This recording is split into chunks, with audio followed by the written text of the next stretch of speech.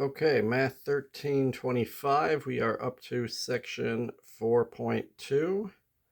This involves two new derivative rules. One's called the product rule, the other one's called the quotient rule. And sometimes at first you have to get good at recognizing when these things even happen. So if you have some kind of function where there's two functions of x multiplied together, an f of x times a g of x. And a perfect example is the very first problem. I have 5x squared plus 2, that's a function of x, times, and it's a product, times 3x minus 4. There's two functions of x here. Use the product rule to find the derivative. Or if they're divided by each other, you get like some polynomial divided by another polynomial. And remember last time in 4.1 we actually had one of these, except the denominator polynomial was a single term. Then there's an easier way to do it. But now there will be more than one term down there, and that procedure we did last time won't work. So one good way to remember these rules are label the first and second function as they come in the problem. First and second. So I refer to these as first and second functions. The product rule, f or y prime equals, you do the first function exactly as it is. In other words, just rewrite the first function. And then you multiply by the derivative of the second function. And then it's plus the second function as it is times the derivative of the first. So it ends up having four parts to it. Two of the four parts are the original two functions, exactly as they were. And then you do the derivative of each one. And it's got to remember this, how it's a mixture first times derivative of the second plus second times derivative of the first. You just say that to yourself a bunch of times. First times derivative of the second plus second times derivative of the first, and then you can remember that. Once you remember that one, then the quotient rule has three differences. But this is a little easy to remember at the beginning here, because anytime we learn new things in math, if we go through like adding and subtracting and multiplying and dividing of whatever the new thing is, you always do multiplying before you divide, or at least that's, you usually learn the rule first for multiplying before dividing. So we learn the product rule first, and that's why it starts with first. We learn the quotient rule second, so that's a good way to remember that the second one starts first here. So first big difference is which one do you start with? But then this pattern is similar, how you alternate with regular derivative, regular derivative. So since I already have the second one here, then there must be a derivative of the first next, because it's always a mixture. You never have first and first next to each other, or second and second next to each other. So then you get the regular first times the derivative of the second. You always want to make sure you have one of each one. I've got the regular first, the regular second, the derivative of the first, and the derivative of the second. Each one should happen one time. And you shouldn't have any of them in there twice. So first difference is, what do you start with? But other than that, the procedure is similar. Second difference between these rules is, instead of a plus, you get a minus here. But that's not hard to remember, because remember the rules of exponents. When you multiply powers, you add the exponents. When you divide powers, you subtract the exponents. Very similar idea. So that's also easy to remember. It's easy to remember first or second first, and plus or minus. And then the only weird part is the quotient rule has a third difference. It actually has a denominator where the product rule doesn't. But you take whatever came second and put that in the bottom. In other words, the denominator stays down there, but it gets squared. So the quotient rule is second times derivative of the first minus first times derivative of the second divided by the second squared. And that's pretty much in this entire section 4.2. We're going to be using one or the other of these two rules in every problem. On number 1, I have a product, and they even say use the product rule. So my original function y equals 5x squared plus 2 times 3x minus 4, and they want me to do dy over dx. So that is also a way to tell you to do derivative if they hadn't said so in the directions. So original problem is 5x squared plus 2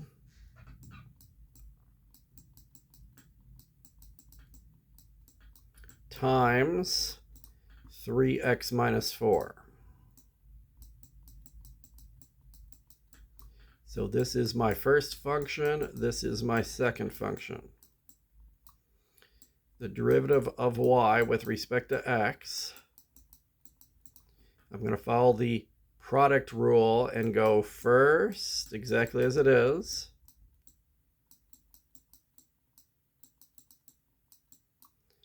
times derivative of the second.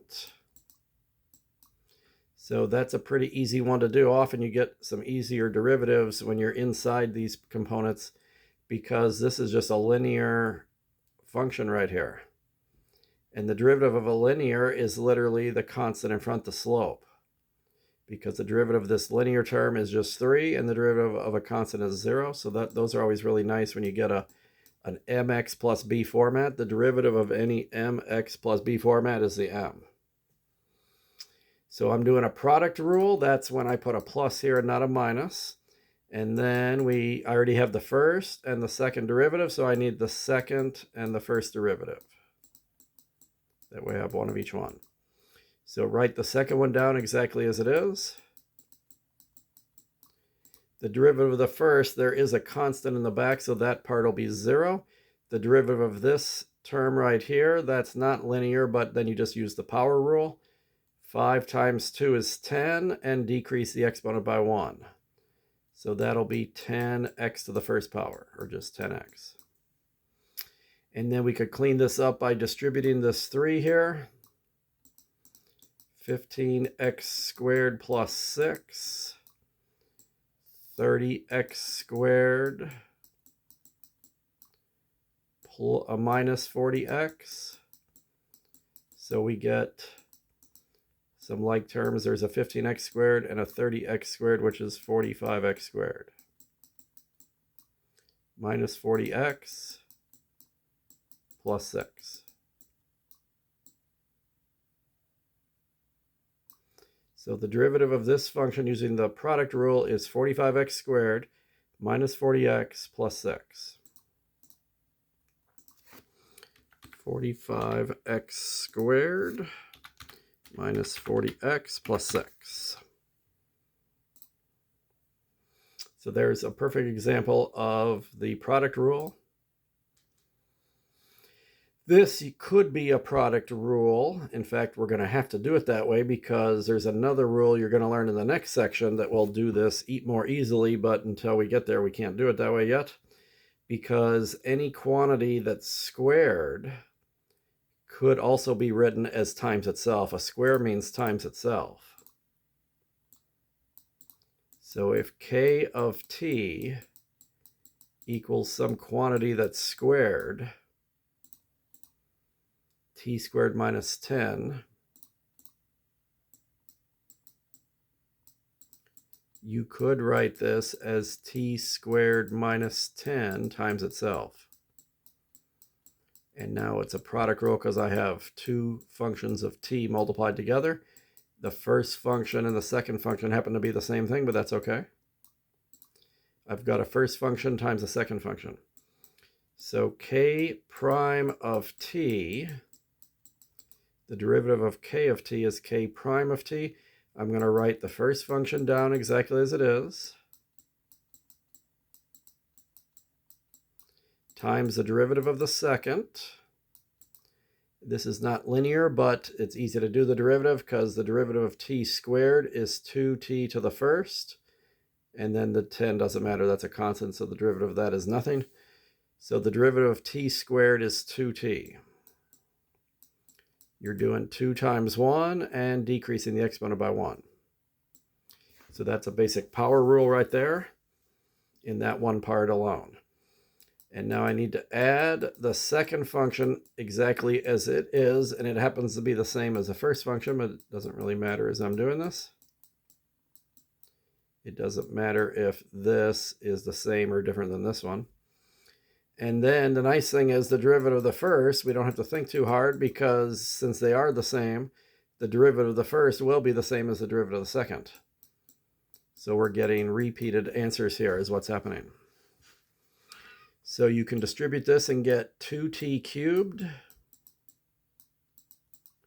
minus 20t. And of course, this is the same thing. So putting the like terms together, I can add 2t cubed plus 2t cubed and get 4t cubed. Negative 20t and negative 20t is negative 40t. Now there's also different ways to write these answers too.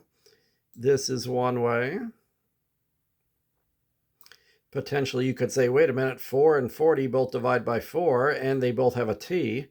So couldn't you pull a 4t factor out, the greatest common factor? You could, and that would leave you with t squared minus 10 if you want to do that, which notice that's here.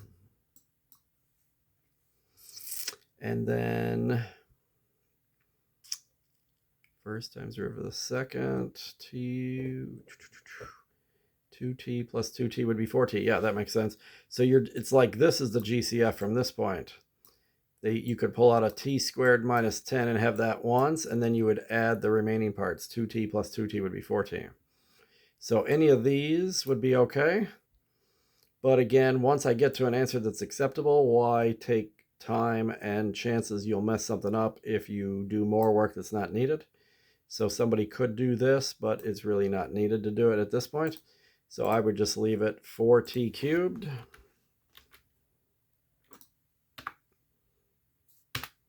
minus 40t.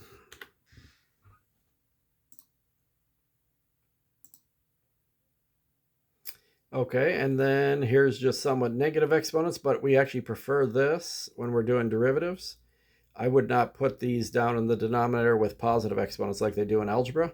It's going to make the derivative rules harder.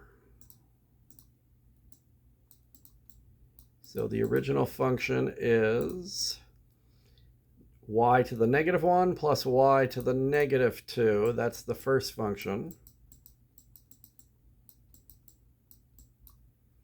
Times 5y to the negative 3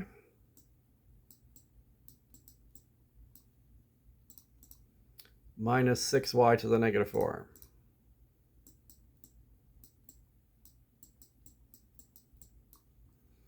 So we can either write y prime or dy over dx. Either way, for this scenario, that would say you're doing the derivative of y with respect to x.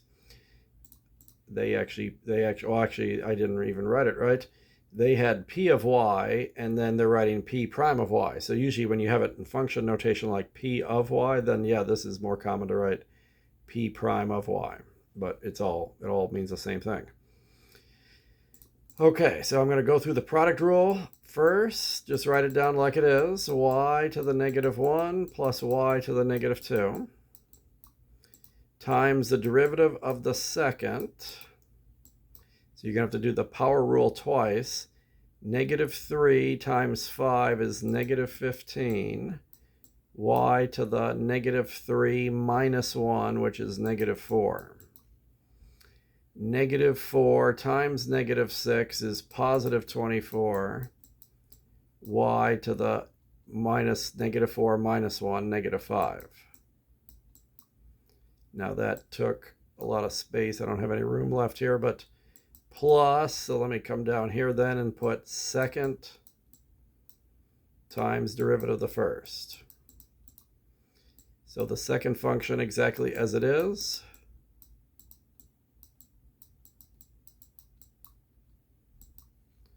And now times the derivative of the first.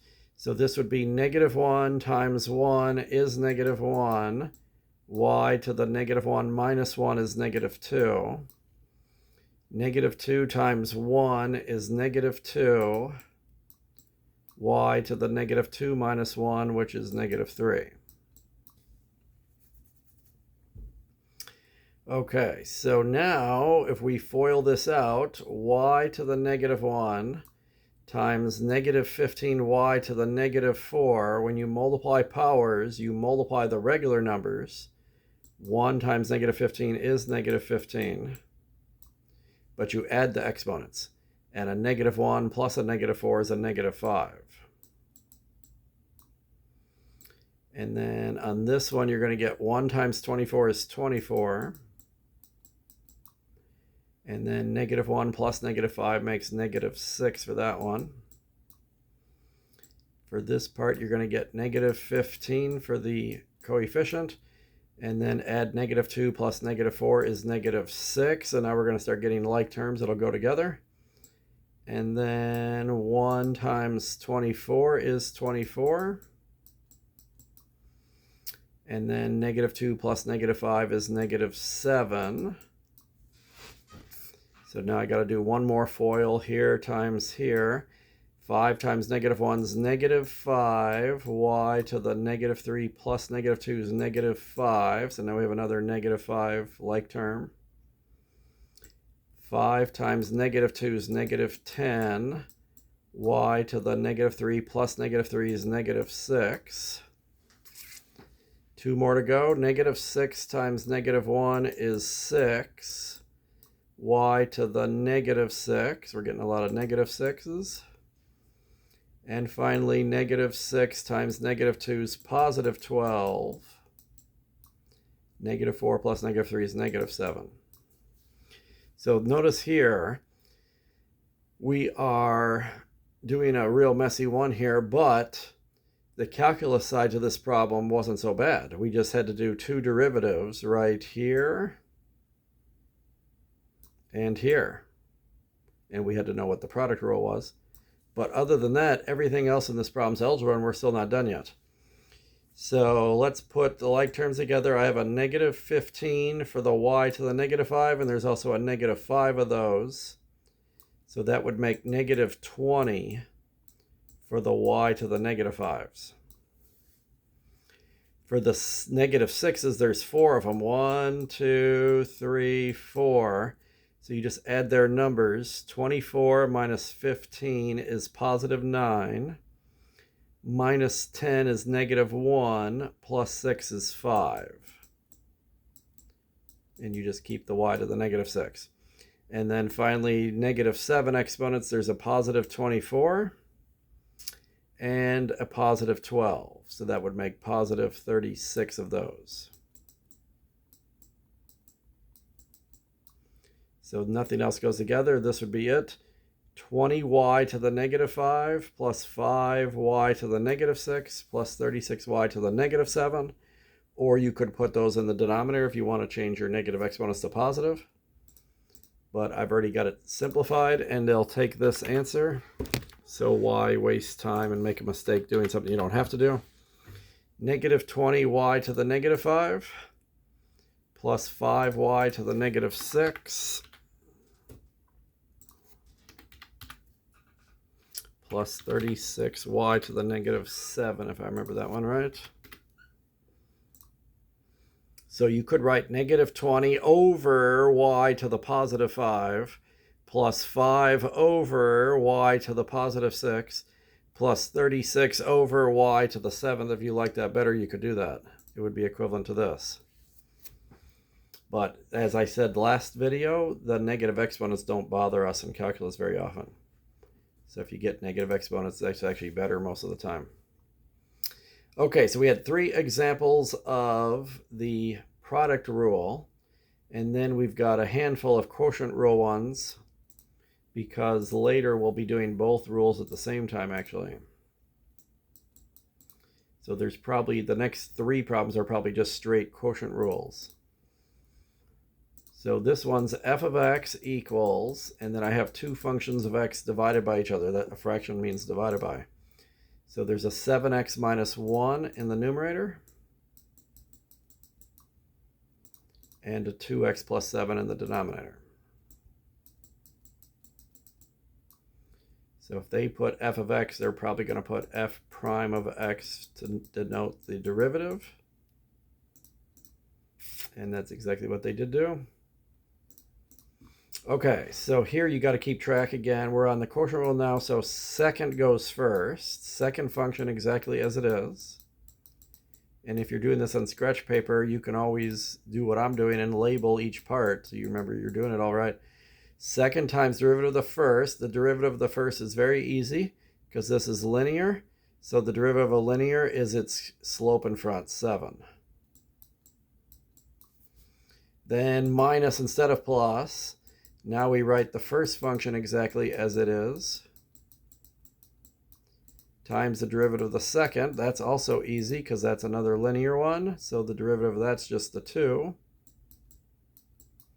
And then third difference is you divide by the original denominator and square it. Probably more than 90% of the time while you're simplifying this down, you end up with that same denominator all the way to the answer. Occasionally there's a way to simplify, but I'll show you that in a second. So distribute this 7, you'll get 14x plus 49. Now be real careful here, especially with this negative. It's better if you write this as negative 2 times this.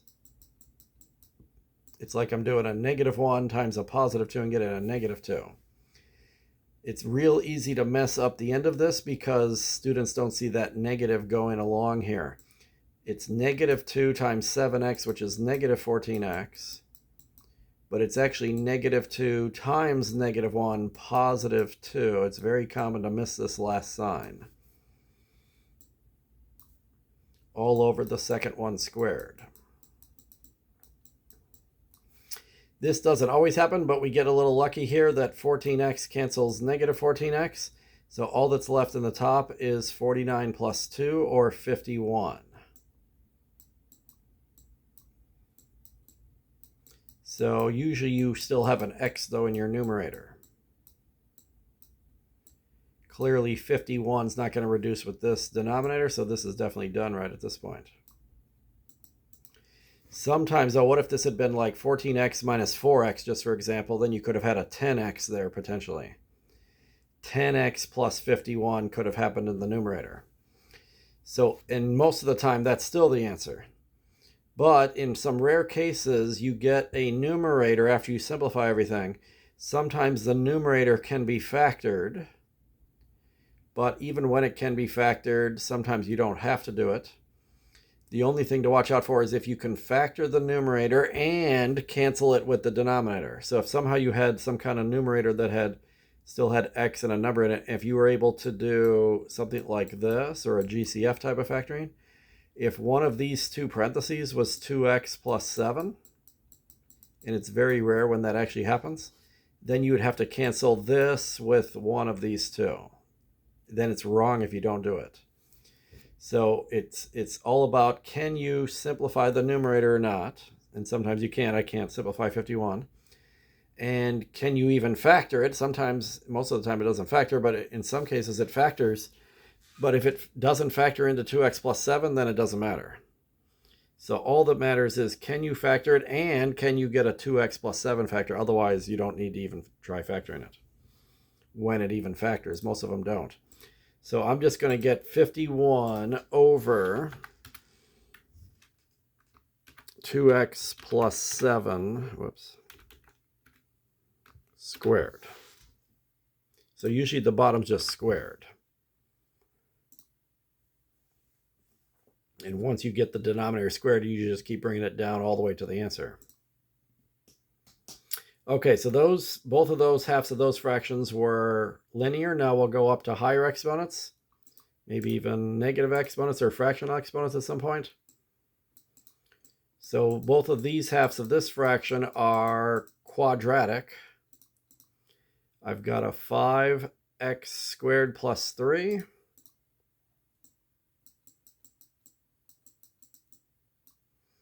In the numerator, and the denominator is just x squared plus 1. And actually they called this, I called it f of x, but they just called it y. And because of that, they're writing dy over dx instead of f prime of x, but it's all the same. Okay, so I need to do the second function just like it is, the denominator part, times the derivative of the first, which is not quite as easy as a linear one, but it's not that bad. This part you can do, and it's the power rule. 5 times 2 is 10. X to the 2 minus 1, which is 1. And the derivative of 3 is nothing, so that's just 10x. Second times derivative of the first minus the first. You just write that one down like it is. Times the derivative of the second. And that's another power rule. You have to do 2 times 1 is 2. X to the 2 minus 1, which is 1, so that's just 2x. And the plus 1 doesn't matter. The derivative, that's nothing. And then we write the denominator squared in the bottom. So I could distribute here and get 10x cubed plus 10x. So whenever I get this, I like to rewrite it so you don't get tricked. Put negative 2x, put those two together, negative 2x, and then write this in the back, because multiplication, you can rearrange the order. Take that negative with you while you're distributing. This is negative 10x cubed and negative 6x.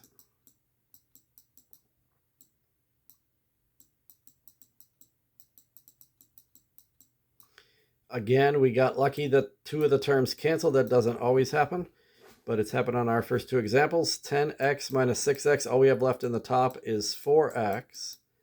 If there's a single term in the numerator, you're never going to cancel it with the denominator. Like that, because there's no way to factor the numerator if it just has one term. So this is definitely going to be the answer then. But if we would have been left with an x cubed somehow, along with this x, we could have possibly pulled out a GCF. And in a very rare example, there could have been a 2x squared plus 1 left over from that factoring, and then we would have to factor and cancel it. So 4x over the original denominator squared. So almost every time you're going to see the original denominator squared in every quotient rule answer denominator.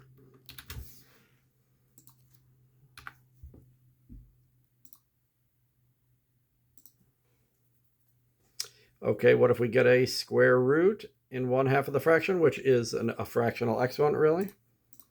I had a feeling this was coming up soon. Okay, the numerator is linear, 2x plus 7. And the denominator is square root of x, which we could write x to the 1/2 of that, which is normally preferred when you're doing derivatives.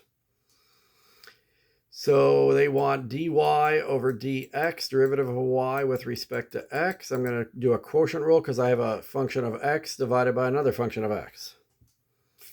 Now you could actually do the way we did it last time because there's only one denominator part here. So I could divide these two and divide those two and then use the power rule. That would work here. But let's just practice the quotient rule one more time. So second times the derivative of the first, which is just 2 because that's linear, minus the first, times the derivative of the second, which would be a 1/2 x to the negative 1/2. We had one of those last time. That's the power rule, though. And then this is nice. If you take the second one and square it, this is a rule of exponents that you can do now because we just have a single base right there. It's not a quantity like this where you can't do that. Once there's a plus or a minus here, you can't just put the square in there. But this is just a single base. You can do that. So that's when you multiply exponents. 1/2 times 2 is 1. So the bottom's just going to be x to the first. So usually the bottom doesn't simplify, but here it did. Okay, so I have a 2 x to the 1/2 in front, or I could write square root of x for that. And then when we distribute this to this, don't forget the negative. It's going to be negative 1. And then when you do x to the first times x to the negative 1/2, That's 1 plus negative a half, or 1 minus a half. 1 minus a half is a half. So there would be a negative x to the 1/2 for that part. And then there'd be a plus 7/2 x to the negative 1/2 all over x. So this time, nothing in the numerator cancels like we've seen in the last two problems, but this and this are like terms, so you can do the 2 minus 1 in front of them and get one of those.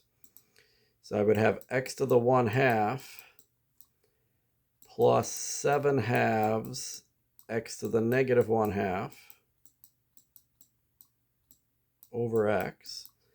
Now, this could be an answer. Sometimes they frown upon fractions inside of fractions in final answers. So this 7/2 up here in the numerator might bother them. And even this x to the negative 1/2, you could drop that down to the bottom with a 2. And even if you change back to radicals, the x to the 1/2 is the square root of x. But then you would have 7 over 2 square root of x for that denominator part, and then the whole thing is over x. So these two are equivalent to each other, but they may not take that answer because of this fraction inside of a fraction. And this is kind of the rule. This is what homework is for. If you're ever unsure if one particular possible answer is equivalent or not, because notice the directions are very vague. They don't say anything about how they want the final answer to look. A good way to tell is just in the homework, at least, you can try putting this in, and if they take the answer, then you know it's good to do that. And when it's like correct but not in the proper form, they don't just say it's wrong usually. When it counts it wrong, it'll say, although your answer is equivalent to the right answer, it's not in the proper form. So then you'll know, okay, I didn't make a mistake, but I haven't fully finished it yet. So you'll see that a lot in math. In math, there's times where different versions are okay, but then other times they're considered wrong in certain scenarios, like an unwritten rules being violated sometimes. So I'm not sure if they're going to take this or not. X to the 1/2, or I could write square root of x potentially. That's the same thing for sure. X to the 1/2 plus, and then I want a fraction in the numerator of this fraction, 7/2 x to the negative 1/2. Whoops, all over x. Are they going to accept this answer or not? I don't know. No, okay. Although this one just makes it sound like it's all wrong. Okay, so then we are going to have to keep going on this and clean this up a little. So it might be easier to work right here. What you can do to get rid of this fraction inside of a fraction, maybe the easiest thing to do is do my little, when dividing fractions, don't be shy, flip the second and multiply. That might be the easiest way to get out of this mess of fractions inside of fractions, because then this would all cancel. And I'm going to let me rewrite what I have right now up here on the next page, and I'm going to put the square roots back as 1/2, because that'll combine better with this. So I have x to the 1/2 plus 7 over 2x to the 1/2. And I'm trying to multiply that by 1 over x. So this will distribute in here, and you'll get an x to the 1/2 over x plus a 7 over 2. And this will be an x to the 1/2 times x. So these are just rules of exponents that are going to apply here.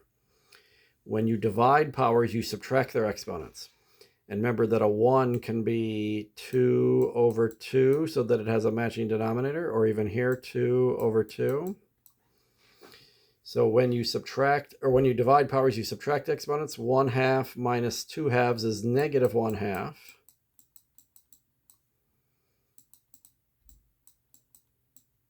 And when you multiply them, you add them, so that would be 3/2.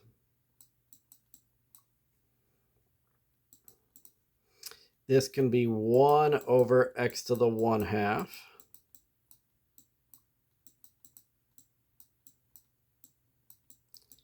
And then we may need to get a common denominator to add these together. So I definitely need a 2 to the top and bottom of the first fraction to get this 2 to happen. And if I multiply by an x, that way this x times this x to the 1/2 will also be x to the 3/2.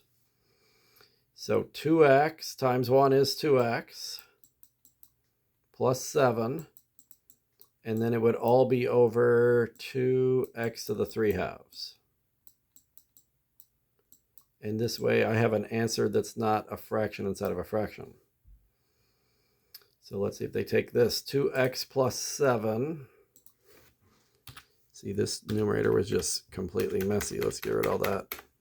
2x plus 7 is the numerator. That's a nice linear numerator. And then the denominator is 2x to the 3/2.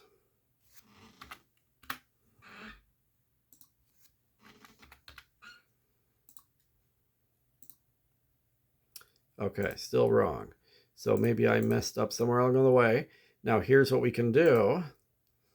Remember last time I told you, where's the beginning of this problem?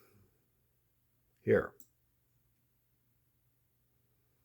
If you have a single denominator, then the strategy we used last time was easier than the quotient rule. And I'm going to do that right now just so I can see what's wrong with my answer, because I must have made some slight error in here somewhere. So let's put 2x plus 7 over x to the 1/2. That was technically the original problem. Since the bottom only has one term, I could do this to it. That's what we did last section when we had one of these. This doesn't work as soon as you have two things in the denominator. So that's why here you don't have a choice. You have to do quotient rule here. But this is actually easier to do this and simplify it first. So you would get a 2x to the, this is again 2/2 minus 1/2 is 1/2. And then you would get a 7, and you could pull this x to the 1/2 up and make it negative 1/2. And it's no longer a quotient or a product, it's actually a sum now. So therefore the derivative you can do term by term and just use the power rule. So 1/2 times 2 is 1. X to the 1/2 minus 1 is negative 1/2. 7 times negative 1/2 is negative 7/2. X to the negative 1/2 minus 1 would be negative 1/2 minus 2/2 or negative 3/2. And that's what the answer would be from using the power rule instead of the quotient rule, which is harder. X to the negative 1/2, and again, negative exponents should not bother them if you just have single terms. X to the negative 1/2 minus 7/2 x to the, was it negative 3/2? Yeah. X to the negative 3/2. So there's no fractions inside of fractions here. And that time I got it right. So the question is, this is the correct answer. And where was I? Was I anywhere close to that at any point? Maybe this is close to that. X to the negative 1/2, there's that. It looks like the only thing I did wrong is this plus right here should have been a minus somewhere. And see, that's all it takes sometimes. You can be off just by a sign, and then when the answer is wrong at the end, it's really hard to go back and find your mistake. I have 2 pages worth of work here. I'm not sure where my minus switched. And see, it might have been this. Remember I warned you, watch out for this?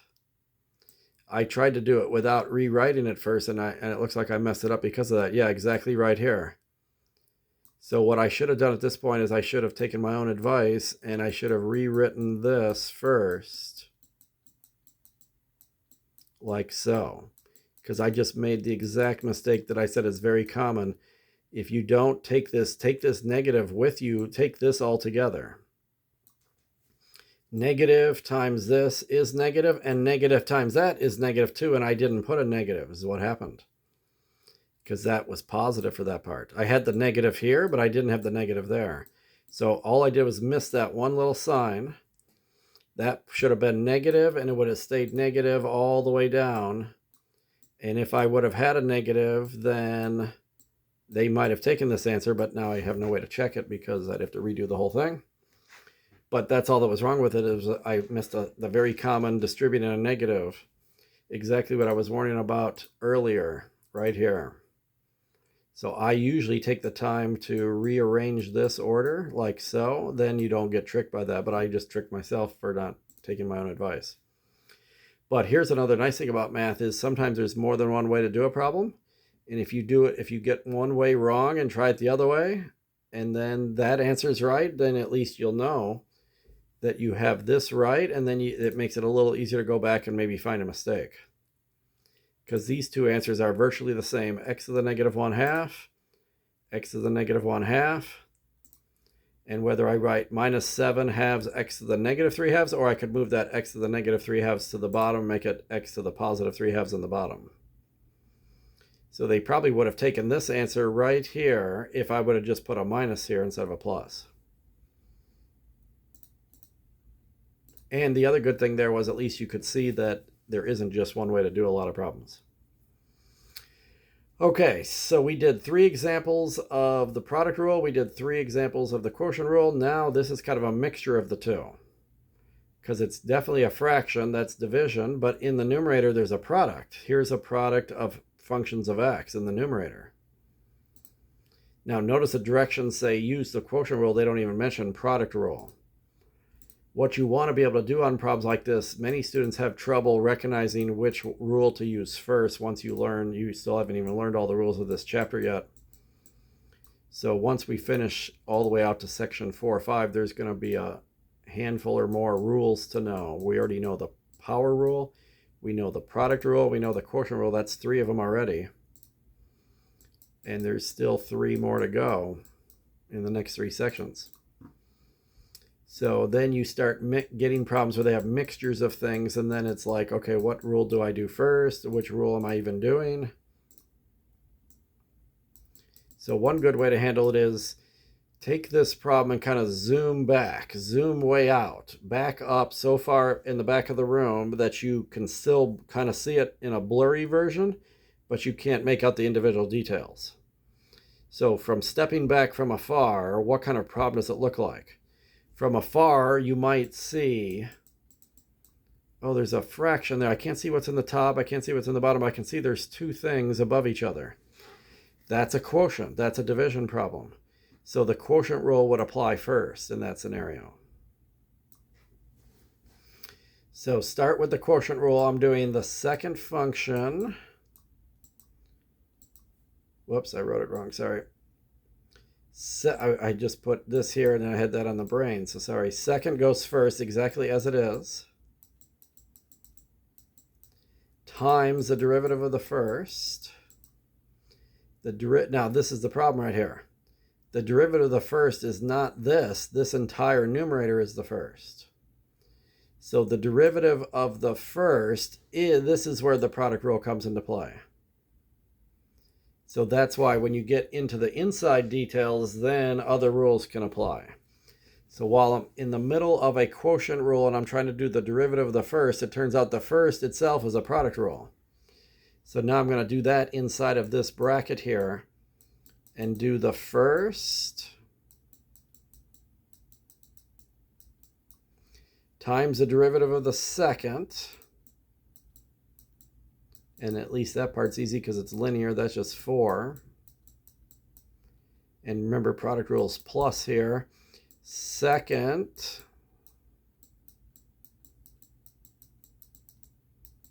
times derivative of the first. And the 6 doesn't matter in that derivative, but this would be the power rule. 2 times 2 is 4. X to the first. 4x. So that entire bracket from here to there, I'm still on the derivative of the first of the quotient rule there. So then I'm only halfway done with the numerator. Minus first times derivative of the second. So the first is both of these. And the derivative of the second, since the second's just a linear, that's going to be a 9. So I can put it way in the back, but then remember when there's a minus here, you want to rearrange the order. So I'm going to go ahead and put the 9 in front just so we don't forget about it.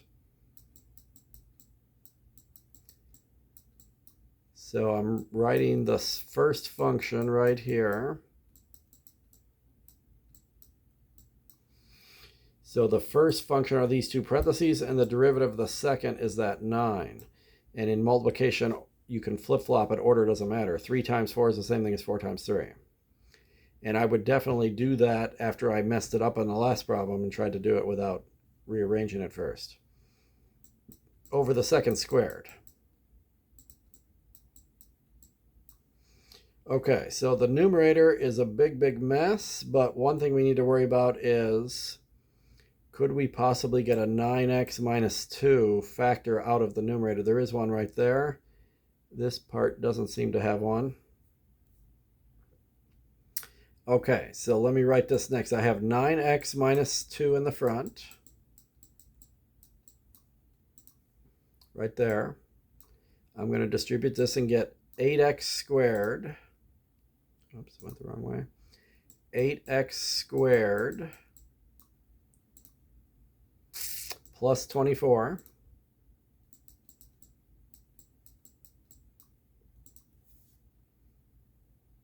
And then I need to put a bracket around this still. There's still a bracket right here because of this plus. Okay, 4x times 4x is 16x squared.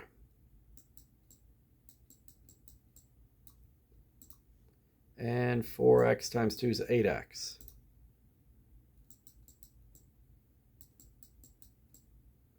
So actually I don't need these parentheses here. Okay, so I have 9x minus 2 times, now this is what I was trying to do, is put a parenthesis because I was thinking this was going to be there alone, but there's actually a 8x squared plus 16x squared is 24x squared. And then there's an 8x, and there's a 24. And all of that so far is just the front of this numerator. Oh, that's just up to this part right here. I still have minus 9 times those other two parentheses. 2x squared plus 6.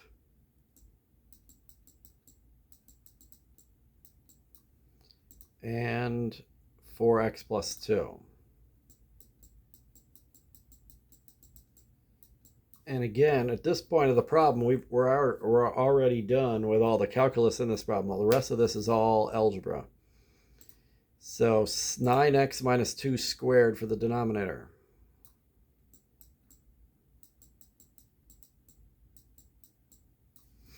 Okay, so we got two FOILs to do. Put the like terms together and then see if there's any way to get a 9x minus 2 out of that.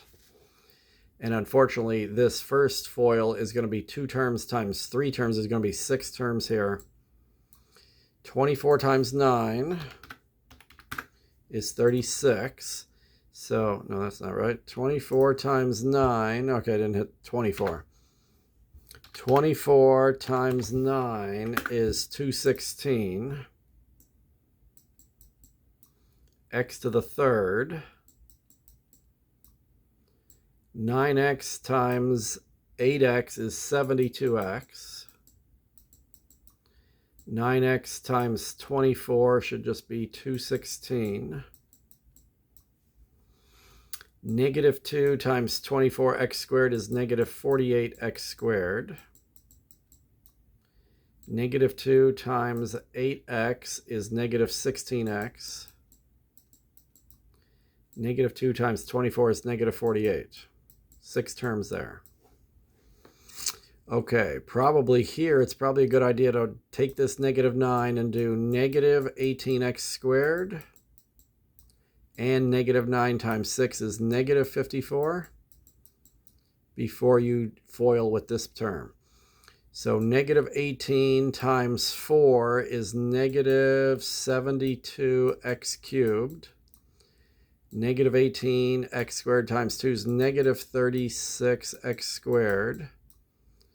Then negative, what did I say that was, 54. Negative 54 times 4x is negative 216x. And negative 54 times 2 is negative 108. Look at this big mess here in the numerator.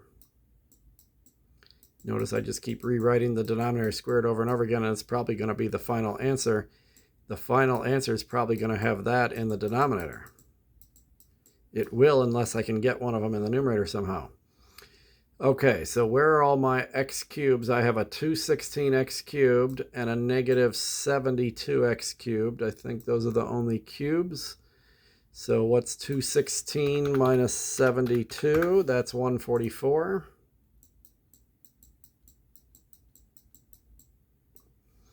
Squares, I've got a negative 48x squared, a negative 36x squared. So 48 and 36 makes negative 84x squared.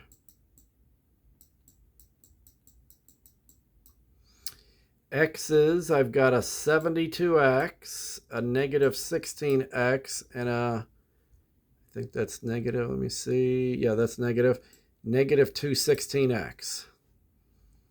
So 72 minus 16 minus 216. So negative 160x. And then regular numbers, there's a 216, a negative 48, and a negative 108.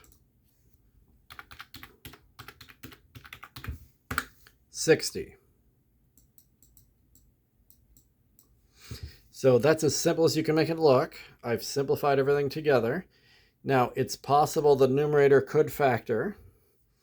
In a GCF scenario, there's no x or variable GCF because 60 doesn't have an x. All the numbers definitely divide by 2. They're all even, and they might divide by 4 or potentially something higher than that. But you don't have to factor the top unless the top may or may not factor. But even if it does factor, if I can't get a 9x minus 2 out of it, then it doesn't matter to factor it. The only danger is if I can get a 9x minus 2 out of it, then you have to do it. So what I do is I check if this actually comes out, then this would cancel one of those two, and you just have one left in the bottom. That happens in some rare cases. But this would be an easy check to see if that's true, because, so I put what it could be right here, and then say to myself, what would this have to be to make this happen? It's a little hard to tell with 4 terms, but the negative 2 times positive 30, that's the only way you're going to get, no, it actually have to be negative 30. Minus 30, that's the only way you're going to get positive 60 in the back. And then does 144 divide by 9? 16 times. So there would definitely need to be a 16x squared in the front times the 9x. That's how you would get 144x cubed. And then this might be a little challenging because of the 4 terms in the top, but then I would need one more term right here that multiplied to both of these two things would make these two things occur. And I could spend time checking if that actually happens, but usually it doesn't.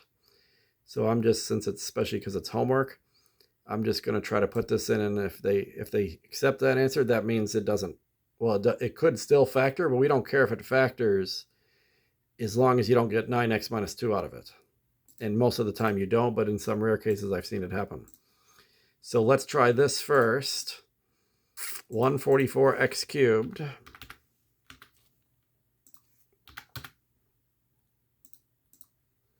minus 84x squared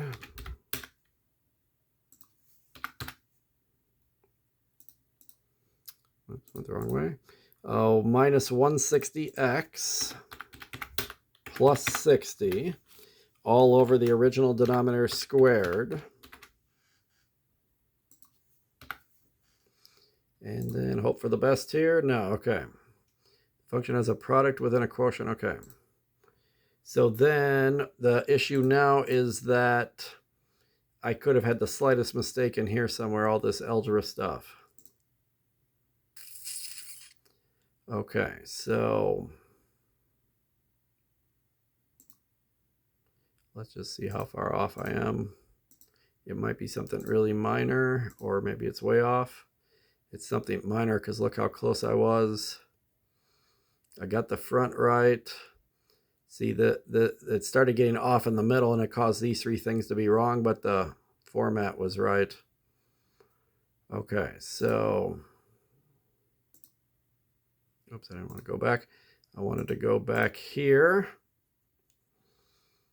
Okay. 24x squared plus 8x plus 24.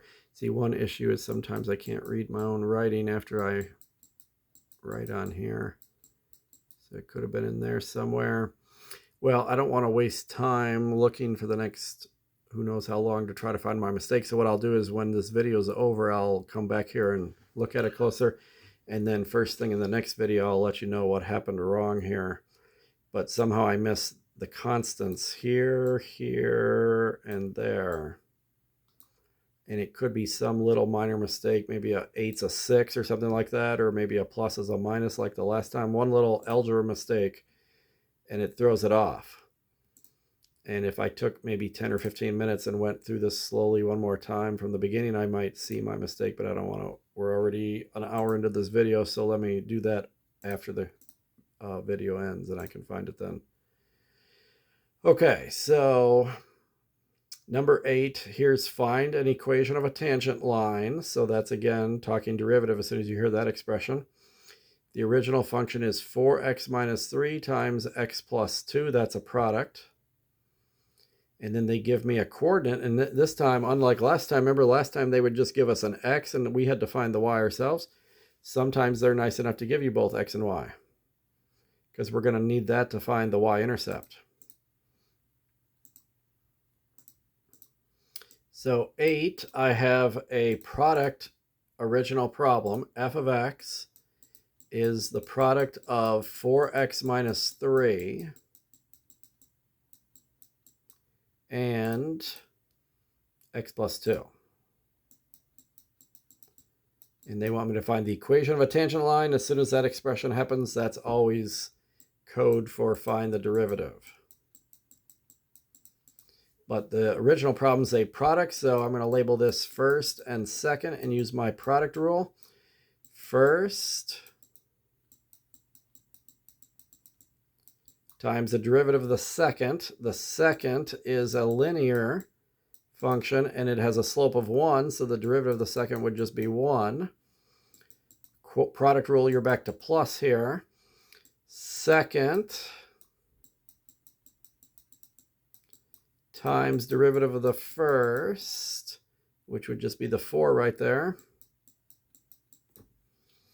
So much easier to algebraically put this together. 4x minus 3, and this is a plus here, so no danger. 4x plus 8.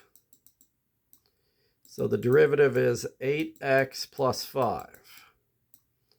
F prime of x is 8x plus 5. If they wanted me to just do the product rule and tell them the derivative, it'd be 8x plus 5. That one wasn't so bad at all. Then I want the equation of the tangent line at the coordinate 1, 3. So if I plug 1 into the derivative function, it will give me the slope of the tangent line. That's what derivative does, is slope of a tangent line. So the slope of the tangent line at that spot is 13. And then I know half the answer now. So the equation of the tangent line is y equals mx plus b. And I know the m is 13. I just don't know the b at the moment.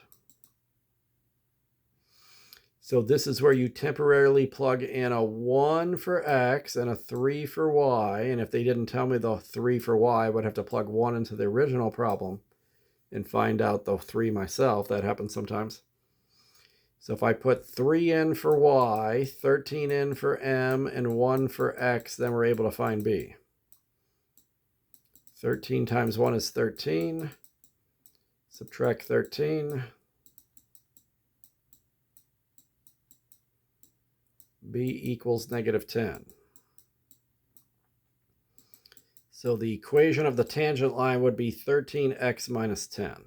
The original problem, if you FOILed it out, I'm not going to do it, but if you did 4x times x, it would start off with a 4x squared. That's a quadratic function of some kind. So you got some kind of quadratic function. And when x is 1, let's say 1's right here, for example, the tangent line would go like this. So what this is saying is the slope of this line is 13, and it's crossing the y-axis at negative 10. My graph's not totally accurate, but something like that is going on. 13x minus 10 is the line that would touch that curve at that one spot. See the blue part? Type an equation, so don't forget the y equals. It's easy to forget that. 13x minus 10.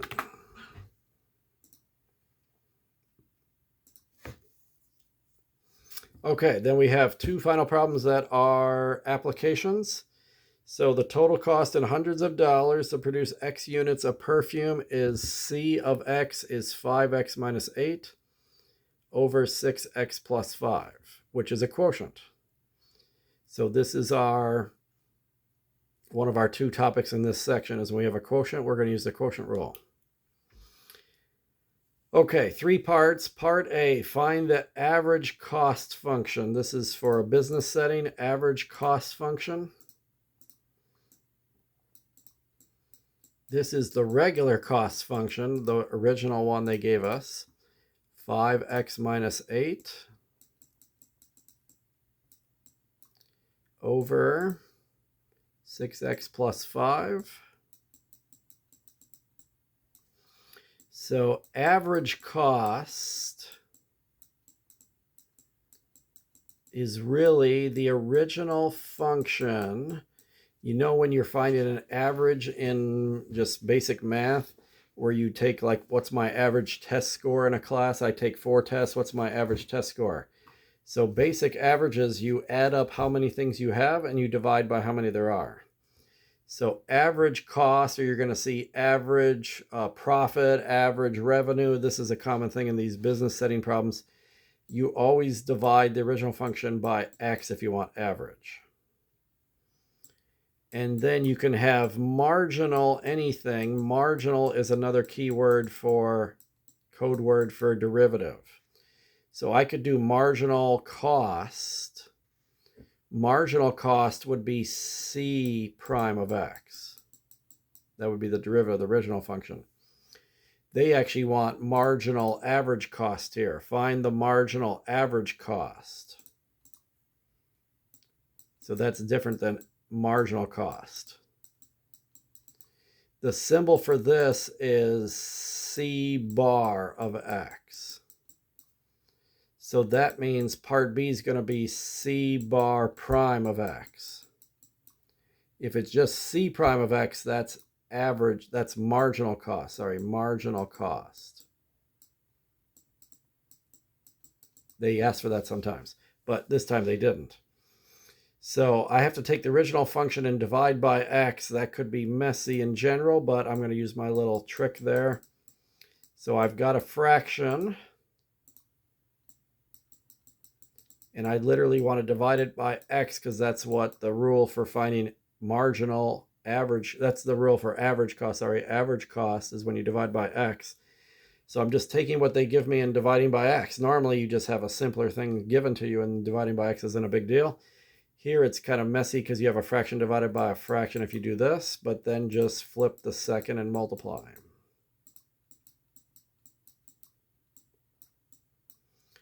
So the numerator would be 5x minus 8. The denominator, we'd have to distribute this and get 6x squared plus 5x. So I took their original function and I divided by x and simplified. That's average cost. It's written C bar of x. This has nothing to do with calculus. This has nothing to do with a derivative yet. Average cost is just dividing whatever they give you by x. And so what ended up happening is the denominator got an x distributed in. 5x minus 8 over 6x squared plus 5x. Whoops. So that's average cost. Now they want me to do marginal average cost. It could have been marginal cost, and I would have done the derivative of this, but marginal average cost, I needed the derivative of this one. And notice the symbol c bar x. Now they got c bar prime of x. So we could have ended up doing the derivative of the original function, but we're going to do the derivative of this more complicated one. Both of them are quotients, so either way we're going to have to do the quotient rule. So c bar prime of x is a quotient rule. Second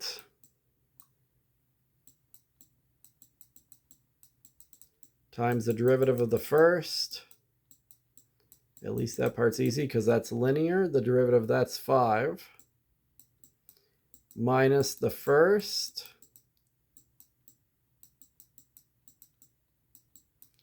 times the derivative of the second, which is a little more complicated, but it's just two different power rules. So 6 times 2 is 12, x to the 2 minus 1, which is 1. And then this is not a constant, so the derivative of this is 5. Often they put a constant back here and we just ignore that part. All over the second squared, which we're probably not going to mess with all the way to the answer. Okay, so here I would get 30x squared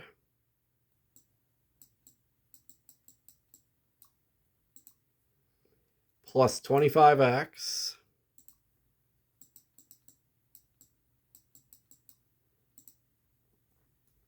watch out for this negative right here.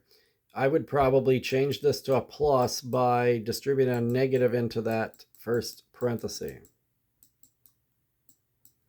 And now you could do FOIL. So negative 5x times 12x is negative 60x. Negative 5x times 5 is negative 25x. That doesn't make sense. Negative 5x times 12x is negative 60x squared. I almost lost my square right there. See, all it takes is a minor mistake like that. That must have been what I did on that other problem because my answer is so close to theirs. I have some little brain cramp type of mistake in there somewhere, so I'm going to look for that after this video is over. So 8 times 12x is 96x.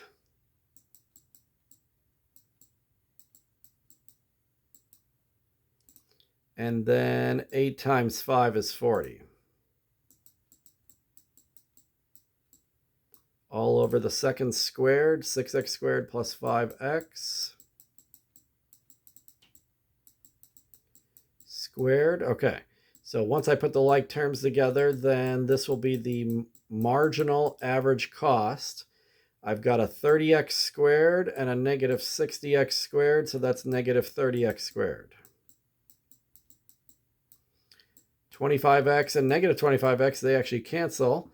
So 96x and then plus 40.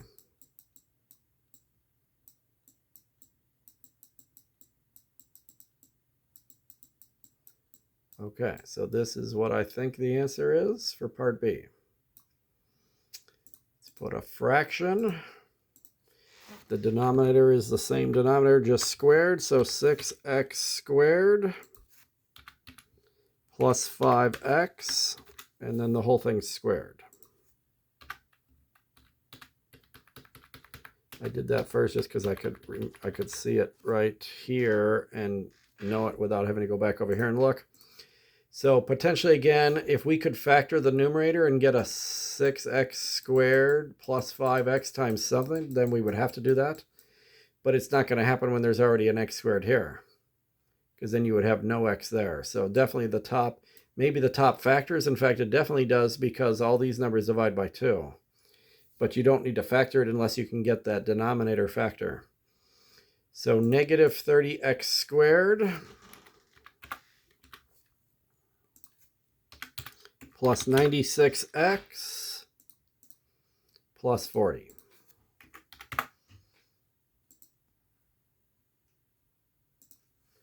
And now find the average cost for 25 and find the marginal average cost for 25. So in other words, plug 25 into your part A and your part B, which could be messy. The first one's not so bad because I'm going to do 5 times 25 minus 8. The numerator in part A would be 117. 117. The denominator is 6 times 25 squared plus 5 times 25. Okay, so I should have 117 divided by this. 117 divided by 3875. And I'm not sure if they want a decimal like this. Let's just see how it says round to the nearest cent. So 0.03 is 3 cents per unit. The average cost for 25 units is 3 cents per unit. Oh no, wait. This is in hundreds of dollars. So we might have to move the decimal over twice and get $3 per unit. Because it's in hundreds. Hundreds means you move the decimal over twice. Hundreds of dollars. So the average cost for 25 units for the company is $3 per unit. And then that's how they decide what to charge their customers. They know what it costs them to do this, and then they have to set the price higher than that to make a profit. The marginal average cost for 25, that's going to be a little harder. So let me do that with a graphing calculator. So I'm going to do parenthesis negative 30 times 25 squared plus 96 times 25 plus 40. Parenthesis divided by parenthesis 6 times 25 squared plus 5 times 25 parenthesis squared. And okay, I think that should work. Okay, so this is what I got. Parenthesis negative 30 times 25 squared plus 96 times 25 plus 40. And the denominator is 6 times 25 squared plus 5 times 25. And then the whole denominator is squared. And if you move that decimal over twice, it would be negative 0.11.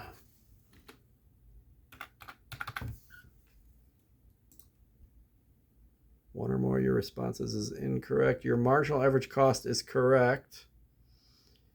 But the average one, okay. So see, I did the marginal one with a graphing calculator. So let me try to do the first one with a graphing calculator too. So parenthesis 5 times 25 minus 8. Parenthesis divided by parenthesis 6 times, oh, I'm doing the wrong one. Down here. 6 times 25 squared plus 5 times 25. 0.03. Okay, I had too many zeros on it. No, that's what I had. 0.03. So move it over twice. 3. They want cent. Oh, that's what's wrong. Okay, so 3.02. I think I'm missing just the 0.02 on that because that's 2 decimals. Yep, that's what it was. Okay. So you got to be careful about the hundreds of dollars. Once you get your calculator answer, you have to move the decimal over twice.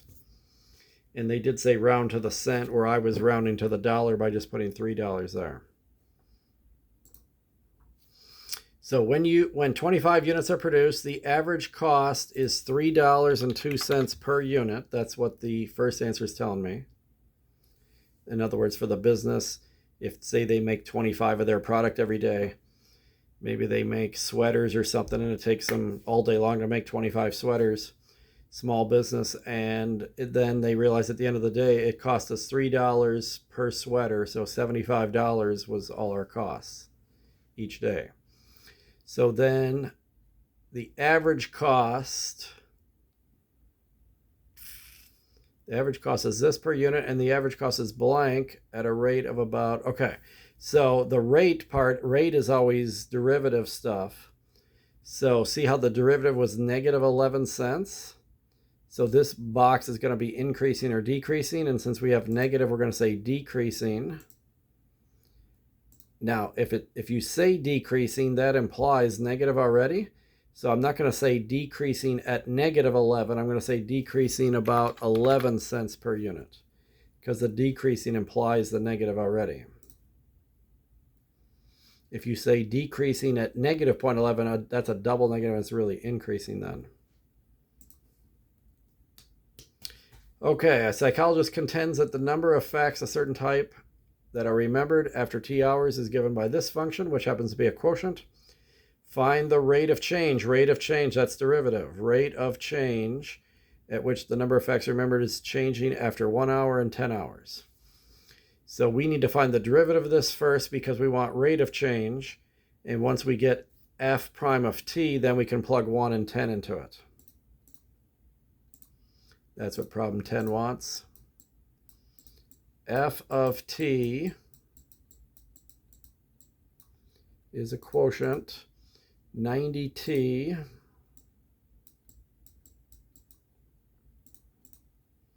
over 99t minus 90.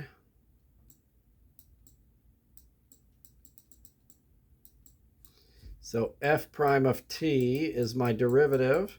It's a quotient, so I have to do the second function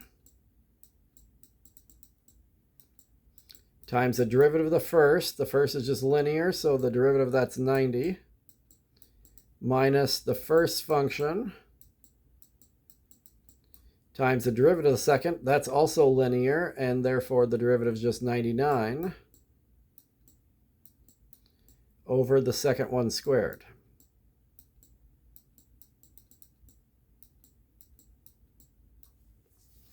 Now, they don't want me to put the derivative answer, actually. If they did, I would want to clean this up and get it nicer, but they just want the rate of change after 1 hour. That's the derivative when you plug 1 in. So instead of spending time doing algebra that could easily be messed up, we can just plug 1 in right away here and start calculating, since we don't need the derivative answer. So 99 times 1 is 99. 99 minus 90 is 9 times 90. And then this would be 90 times 99. And the bottom would be 9 squared.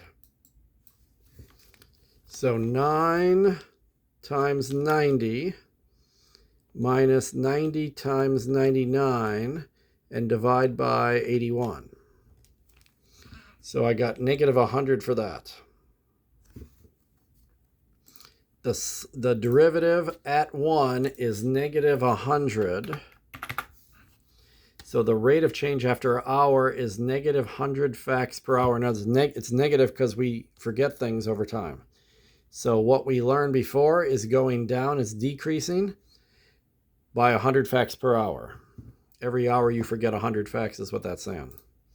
And if you drew a graph of this scenario, then there would be a tangent line that would have a negative slope at that point when t is 1 after 1 hour. Find the rate of change after 10 hours. So now I need to stick a 10 in all these 3 spots. So 10 times 99, that'll be 99. Let me write it down here first. 10 times 99 will be 990. Minus 90, and that'll be times this 90. 90 times 10 is 900 times 99, and then the denominator will be 990 minus 90, which is 900 squared. So 990 minus 90, that's also 900 right there. 900 times 90 minus 900 times 99 is the numerator. And then the denominator is divided by 900 squared. So negative 0.01.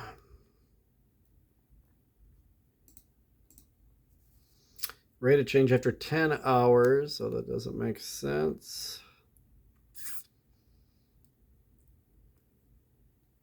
Did I plug it into the derivative? Yeah, I did. Okay, so 990 minus 90 is 900 times 90. 900 times 90. 90 times 10 is 900, also there. Minus 900 times 99. And the bottom is 990 minus 90.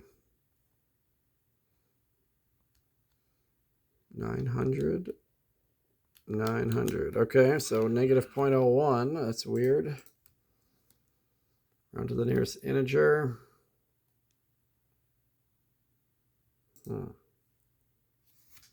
That's not an integer. Okay.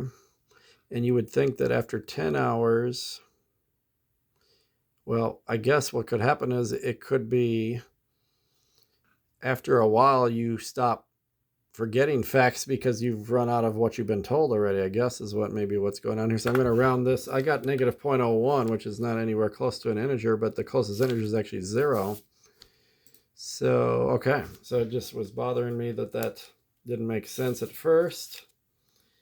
But the answer came out to that. Yeah, so I got negative 0.01. And I guess like if you learn a bunch of stuff in a class, you're not learning an infinite number of things. So there's only so much they told you. And after a while, you stop forgetting things because you've already forgotten everything that was told to you, in other words, or everything else you remember. So that one kind of didn't make sense at first, but the more time passes, this will slow down. You'll stop forgetting things because you'll run out of things that you either remember or forget. Okay, so I'm only missing problem number 7. And that I just messed up these coefficients somehow. So somewhere in the algebra on number 7, here, 1, 2, 3 pages it took me to get that. Or no, 2 pages. Okay. So I'm going to do this one more time slowly. And then the first thing, next video, I'll show you how that went. But it might take me another 10 or 15 minutes to do that problem again. So it's 1 hour and 22 minutes in. And you'll get this video first, but then the first thing in the next video, I'll show you what went wrong on this number 7 problem.